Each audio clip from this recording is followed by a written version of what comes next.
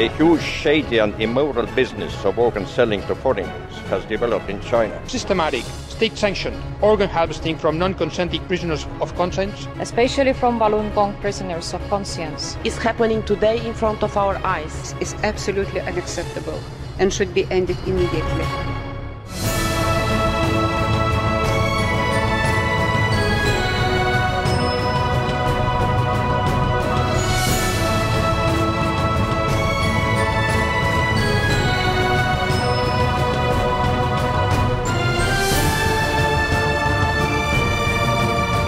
在欧盟这个层次啊，可能是第一个这么清楚、这么直截了当的谴责中共活在法轮功学院之中。I totally support this resolution. We should condemn it more strongly. We ask the EU member states to condemn publicly the corrupt and immoral organs transplantation business. It is the European Parliament's obligation to condemn decisively the actions of the Chinese government in this appalling issue that touches the core of human dignity and the fundamental right to life. The human life is as precious, as valued in China as elsewhere in the world. And this is exactly what we're going to say with this resolution. In December 2012, 15 international organizations and groups sent letters to the European Parliament asking them to pass this urgent resolution condemning the Communist Party of China's practice of harvesting the organs of prisoners of conscience. Concerning Falun Gong and human organ harvesting, this is especially shocking form. And I would say that we have to send a very clear message. For us, that is not acceptable. It must stop now, and it must stop everywhere and against anybody.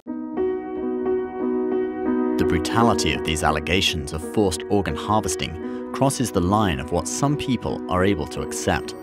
After the Nazi genocide of World War II, after the Soviet Union's iron fist rule and slaughter, it was thought that such savage acts against humanity had been relegated to the history books. It reminds me of the young Polish man who got out of Poland in 1941, having been into the death camps. And he went to London and he went to Washington to try and tell the Allies what was happening in the death camps. And a famous judge called Felix Frankfurt, who was himself Jewish, was asked by a journalist, "You did not believe what this young man was saying. You called him a liar." He said, no. I didn't say he was a liar. I just said, I cannot believe what he's telling me. And that's the real problem with this subject. In 2006, lawyer and former Canadian Secretary of State for the Asia-Pacific region, David Kilgour, and Canadian human rights lawyer David Matas launched an independent investigation into the forced organ harvesting of Falun Gong practitioners' organs. The allegation and our findings are shocking. I mean, to us, this is a form of evil we have yet to see on this planet. They compiled the detailed evidence and results they obtained into the book Bloody Harvest, The Killing of Falun Gong for Their Organs. When I met David Kilgour, who was the Minister of Justice in Canada and who is a lawyer himself and who is an author, and he told me that yes, incredible as it sounds, but the most wonderful people in China, the most civilized and wonderful people, they refuse to believe this. It's so incredible. Which means that it's a very sinister practice, which is adopted by a very narrow circle of Chinese society. A formal resolution against forced organ harvesting was drafted prior to the European Parliament's plenary session, awaiting a vote. I want to remind the quotation from Dante in Inferno. The worst places in the hell are reserved for those who stay aside during the time of moral crisis. We are now in moral crisis, so we should act. we have to express our deep concern over persistent and credible reports of systematic, state-sanctioned organ harvesting from non-consenting prisoners of conscience, including from Falun Gong practitioners, according to the information I received. Imprisoned for their religious beliefs is absolutely unacceptable. The government launched a nationwide persecution to eradicate the traditional and peaceful spiritual practice of Falun Gong.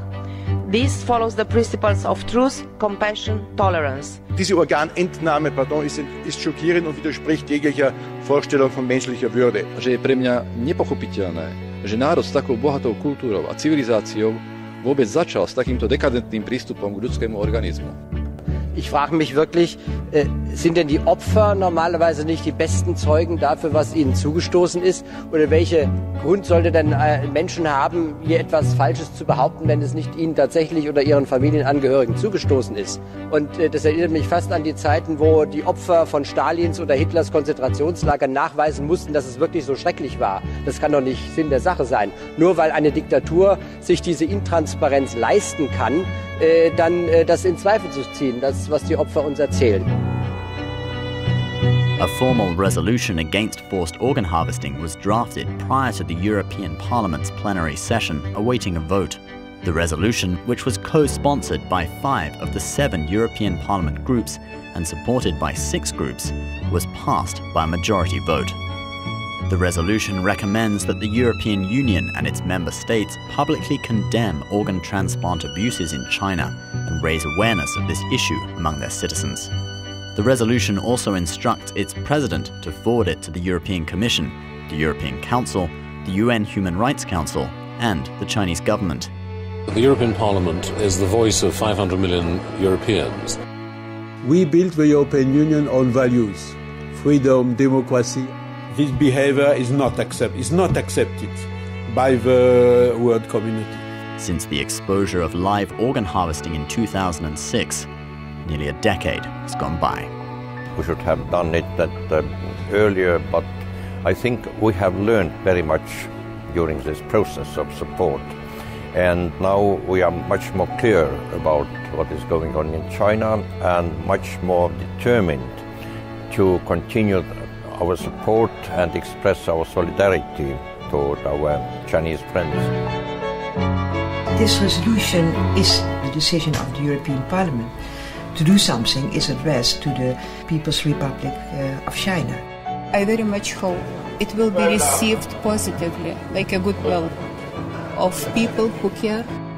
I understand that, and sometimes China, like Russia, thinks that the West is imposing, which is nonsense, of course, because I think that the West owes really much to China itself, to the courage of Chinese dissidents, Chinese fighters and human rights defenders, people who were fearless and so courageous. It's something deeply universal, something that is related to, I would say, common denominator adopted by all civilized countries.